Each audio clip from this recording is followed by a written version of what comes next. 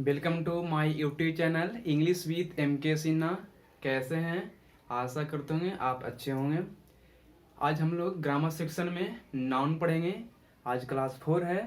चलिए तो शुरुआत करते हैं। इससे पहले आपको बता दें, मेरे इस चैनल पे grammar section and book section 12th English का टॉपिक वाइज डाला जाएगा, तो प्लीज़ आप इस चैनल को सब्सक्राइब कर दीजिएगा। चलिए तो हम लोग आज नाउन शुरू करते हैं। आज क्लास 4 है, आप देख सकते हैं। इससे पहले क्लास 3 में हमने 12th इंग्लिश का रेनो पार्ट 2 का चैप्टर के बारे में बताया था। आज हम लोग क्लास 4 नाउन पढ़ेंगे। What is noun? What is noun? हम लोग आज नाउन पढ़ेंगे। तो सबसे पहले आपको बता दें नाउन क्या है। Noun is a Latin word. Noun एक लैटिन वर्ड है और नाउन का इंग्लिश होता है name. Noun is a Latin word जिसका इंग्लिश होता है नेम, और नेम का हिंदी क्या होता है? नाम। इसका मतलब क्या हुआ? कंक्लूजन निकला कि जितना भी नाम है सब नाउन है। किसी भी चीज का नाम क्या कहलाएगा? नाउन कहलाएगा। इसलिए यहाँ पे लिखा हुआ देखिए कि a noun is a naming word. Noun एक नाम का वर्ड है। नाउन एक नाम का वर्ड है, मतलब जो भी नाम है सब क्या कहलाएगा? नाउन कहलाएगा, संज्ञा कहलाएगा। Noun is a naming word. Noun एक नाम का वर्ड है, नाम का शब्द है। ठीक है। फिर लिखा हुआ है a noun is a name of anything. A noun is a name of anything, मतलब ये हुआ किसी भी चीज का नाम नाउन होता है। किसी भी चीज का नाम नाउन है। किसी भी चीज का आप नाम अगर लेते हैं तो वह क्या कहलाएगा? एक तरह का नाउन कहलाएगा। ठीक है। लिखा हुआ कि noun is a Latin word. आपको पहले ही बताएं noun is a Latin word. Noun एक लैटिन वर्ड, एक ग्रीक वर्ड होता है, एक लैटिन वर्ड होता है। उसी में से नाउन क्या है? एक लैटिन वर्ड है जिसका इंग्लिश होता है नेम, और नेम का हिंदी होता है नाम। मतलब जो भी नाम होगा सब क्या कहलाएगा? नाउन होगा। ठीक है। तो आपके सामने यहाँ पे एग्जाम्पल लिखा हुआ है Ram, Patna, class, milk, honesty. इसी तरह से इस वर्ल्ड में, इस विश्व में, दुनिया में नाम की कोई नाउन की संख्या निश्चित नहीं है। नाम तो बहुत सारे हैं। किसी भी चीज का नाम, चाहे नदी का नाम हो, चाहे व्यक्ति का नाम हो, चाहे स्थान का नाम हो, चाहे देश का नाम हो, चाहे लैंग्वेज का नाम हो, किसी भी चीज का अगर नाम है तो वह क्या है? नाउन है। ठीक है। अब हम लोग चलते हैं noun, types of noun. Types of noun, noun का प्रकार। नाउन को कई आधार पर बांटा गया है। सबसे पहले हम लोग पढ़ेंगे कि कास्ट के आधार पर, जाति के आधार पर कितने प्रकार का नाउन को कास्ट के आधार पर बांटा गया, फॉर्मेशन के आधार पर बांटा गया, काउंटेबिलिटी के आधार पर बांटा गया, सिंगुलर प्लूरल के आधार पर बांटा गया, है ना, जेंडर के आधार पर बांटा गया। तो सबसे पहले हम लोग पढ़ेंगे कास्ट के आधार पर, जाति के आधार पर। जाति के आधार पर नाउन के 5 भेद होते हैं। ठीक है। मतलब यह हुआ अकॉर्डिंग टू कास्ट, जाति के अनुसार। अकॉर्डिंग टू कास्ट, जाति के अनुसार noun is divided into 5 part. जाति के अनुसार नाउन को 5 भागों में बांटा गया है। जाति के अनुसार नाउन को 5 भागों में बांटा गया है। अब देखते हैं पांचों का नाम क्या है। पांचों का नाम याद रखने के लिए आप यहाँ पे याद रख सकते हैं पकम्मा। पकम्मा, PCCMA। P for proper noun, C for common noun, C for collective noun, M for material noun, A for abstract noun. चलिए वही लिखा हुआ है P for proper noun, C for common noun, C for collective noun, M for material noun and A for abstract noun. ये जाति के आधार पर noun का जो प्रकार था उसका यहाँ पे नाम लिखा हुआ है। अब हम लोग बारी बारी से पढ़ेंगे पांचों के बारे में, डिटेल्स में अच्छे से पढ़ेंगे और ऐसे पढ़ेंगे कि याद रहे। ठीक है। तो आप सबसे पहले हम लोग पढ़ेंगे proper noun. What is proper noun? What is proper noun? चलिए यहाँ पे लिखा हुआ है a proper noun is a particular name of anything. A proper noun is a particular name of anything, मतलब क्या हुआ कि किसी भी चीज का खास नाम, खास नाम को ही क्या कहा जाता है? Proper noun. किसी भी चीज का अगर खास नाम है, उसका स्पेशल नाम है, तो वह क्या है? प्रॉपर नाउन है। जैसे अगर बात करते हैं नदी, तो नदी तो खास नाम नहीं है, नदी में बहुत सारी नदी आ जाता है। तो किसी अगर एक नदी का नाम लेते हैं तो खास नाम हो गया, जैसे गंगा, जमुना, ब्रह्मपुत्र। स्पेशल किसी नदी का नाम लेते हैं तो कौन सा नाम हो गया? प्रोपर नाम। जैसे किसी व्यक्ति का नाम राम, सोहन, गीता, सीता, है ना, खास नाम तो प्रोपर नाम। उसी प्रकार से किसी स्थान का नाम पटना, कौन सा नाम हो गया? Proper noun. लेकिन अगर बोले कंट्री, कंट्री बोलने से देश यानी पूरे देश का, सभी देश का बोध होता है ना, तो कंट्री प्रोपर नाउन नहीं है, कंट्री कॉमन नाउन है। लेकिन किसी कंट्री का अगर नाम लेंगे तो कौन सा नाउन होगा? प्रोपर नाउन, है ना। मतलब किसी भी चीज का खास नाम क्या कहलाएगा? Proper noun. वही लिखा हुआ है, a proper noun is a particular name of anything. मतलब किसी भी चीज का खास नाम प्रोपर नाउन होता है। जैसे बोले लड़का, लड़का कौन सा नाउन? Proper noun. देखिए, लेकिन किसी लड़का का नाम बोल दें तो किस लड़का अगर बॉय बोले अगर तो बॉय कौन सा नाउन? Common noun. लेकिन किसी बॉय का खास नाम बोल दें, जैसे राम बोल दें तो राम कौन सा नाउन? Proper noun. आशा करते हैं आपको प्रोपर नाउन समझ में आ गया होगा, है ना, प्रोपर नाउन क्या है। जैसे एग्जांपल लिखा हो प्रिया, है ना, पटना स्थान का नाम, गंगा नदी का नाम, इंग्लिश लैंग्वेज का नाम, ईटीसी। किसी भी लैंग्वेज का नाम अगर बोले, इंग्लिश, इंग्लिश कौन सा नाउन है? एक प्रोपर नाउन है ना। हम लोग इसके बारे में आगे पढ़ेंगे डिटेल्स में प्रोपर नाउन के बारे में। अब लिखा हुआ है आगे फैक्ट्स। फैक्ट्स का मतलब क्या होता है? तथ्य, है ना। प्रोपर नाउन के बारे में कुछ विशेष जानकारी हम लोग प्राप्त करेंगे। प्रोपर नाउन क्या है डिटेल्स में पढ़ेंगे हम लोग। चलिए, तो आपके सामने पहला फैक्ट्स लिखा हुआ है, it is always written beginning with a capital letter. It का प्रयोग किसके लिए किया गया? प्रोपर नाउन के लिए किया गया। मतलब प्रोपर नाउन को जब हम लिखते हैं तो लिखते समय उसका पहला लेटर क्या होनी चाहिए? Capital letter.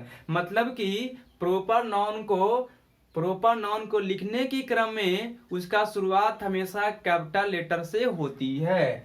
प्रोपर नाउन को शुरुआत में हमेशा कैपिटल लेटर से लिखा जाता है ना। सेकंड पॉइंट है जनरली, प्राय, मतलब 100% नहीं, इसमें कुछ कम, 100% से कुछ कम।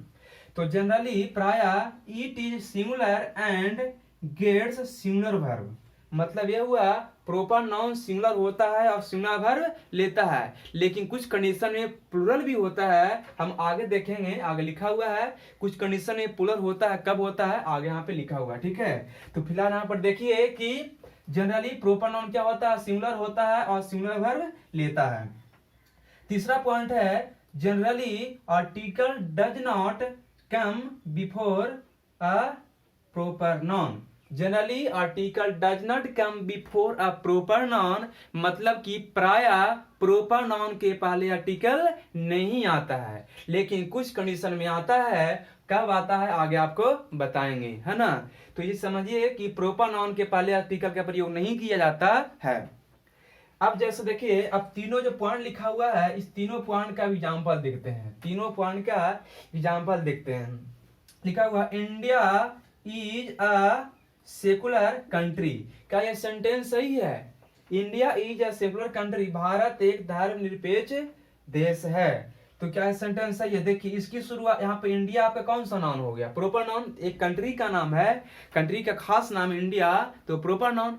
अब इसकी शुरुआत यहाँ पे स्मॉल लेटर से हुई है, तो क्या सेंटेंस सही होगा? क्या नहीं, गलत, क्योंकि इंडिया की शुरुआत स्मॉल लेटर से हुई है। अब पॉइंट क्या कहता है कि प्रोपर नाउन को जब भी लिखेंगे उसका पहला लेटर क्या होनी चाहिए? Capital letter. इसलिए आपका सेंटेंस क्या हो गया? गलत हो गया। सेकेंड सेंटेंस लिखा हुआ है and India is a secular country.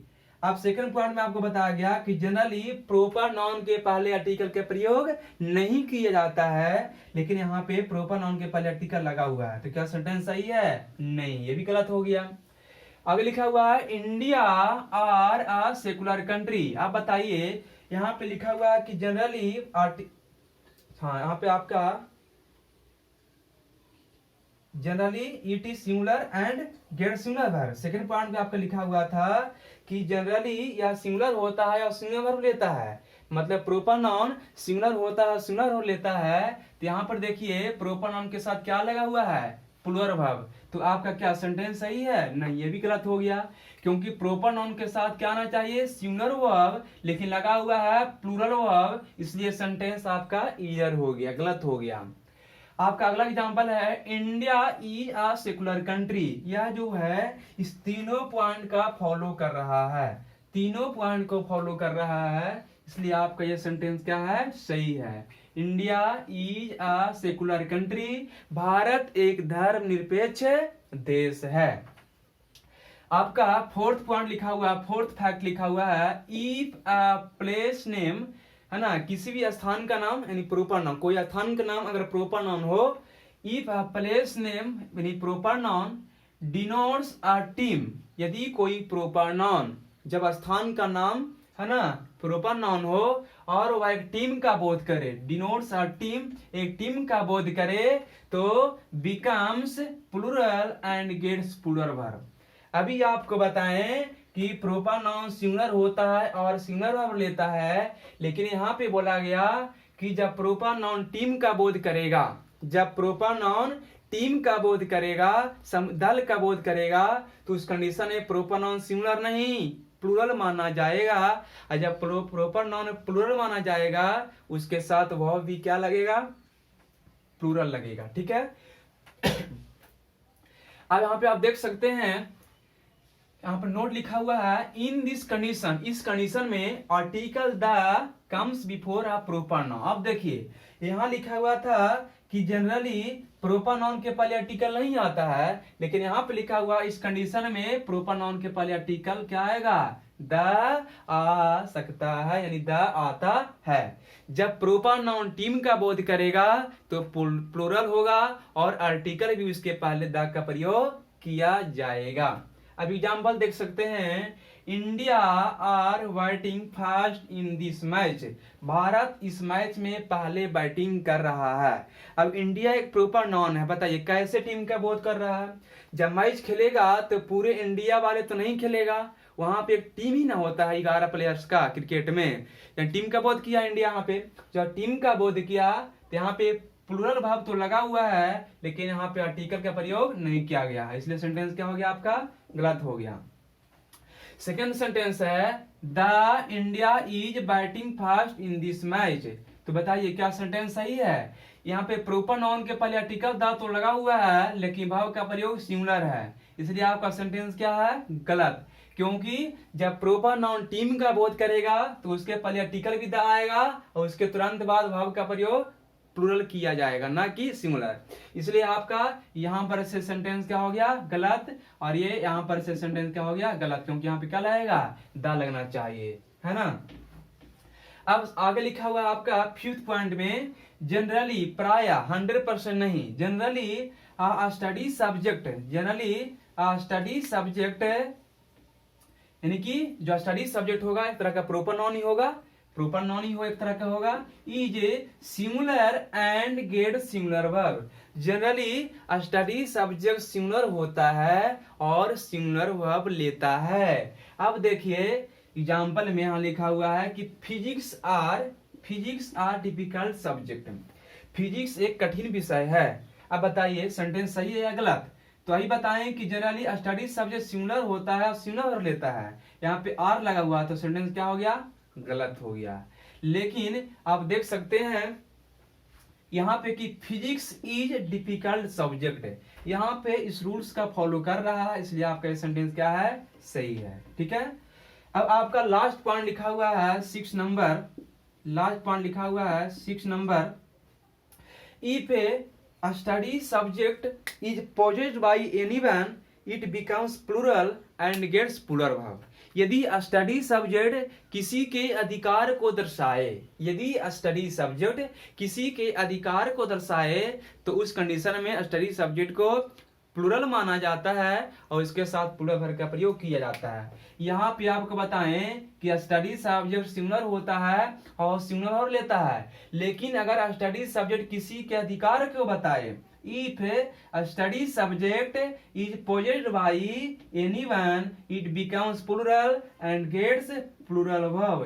यदि स्टडी सब्जेक्ट किसी के अधिकार को बताए तो स्टडी सब्जेक्ट को प्लूरल माना जाता है और इसके साथ प्लूरल वर्ब का प्रयोग किया जाता है। आशा करता हूँ आपको ये पॉइंट समझ में आ गया होगा। अब नोट में लिखा हुआ है कि in this condition article the can be used before proper noun, मतलब इस कंडीशन में प्रॉपर नाउन के पहले आर्टिकल द का भी प्रयोग किया जा सकता है ना। अब यहाँ पे तो माई द फिश, यहाँ पे द नहीं लग सकता है। आपको अगला एग्जांपल देंगे। बोला in this condition article the can be used in this can be used before the proper noun, मतलब ये हुआ कि 100% किया नहीं जा सकता है, कि 100% नहीं होता, किया जा सकता है। सेंटेंस पर डिपेंड करता है, सेंटेंस कैसा है उस पर डिपेंड करता है। अभी आपको एग्जांपल देंगे, ठीक है। तो माई फिजिक्स इज वेरी स्ट्रॉन्ग, ये सेंटेंस गलत है, क्योंकि मेरा फिजिक्स स्ट्रॉन्ग है। तो फिजिक्स पर किसका अधिकार? मेरा अधिकार है ना। फिजिक्स पर किसका अधिकार? मेरा अधिकार। इसलिए आइए बताएं आपको कि जब स्टडी सब्जेक्ट किसी के अधिकार में हो तो उसको प्लुरल माना जाता है। स्टडी सब्जेक्ट यहाँ पे किसके अधिकार में है? तो मेरे अधिकार में, इसलिए यहाँ पे प्लुरल माना जाएगा। इसलिए यहाँ पे इज नहीं, क्या होना चाहिए? आर। तो सेंटेंस गलत। ये आपका सेकंड सेंटेंस क्या है? सही। क्यों? क्योंकि माई फिजिक्स आर वेरी स्ट्रॉन्ग, जो कि रूल का फॉलो कर रहा है। इसका सेकंड एग्जांपल आपको देना चाहेंगे ताकि समझ में आएगा आपको। Second example,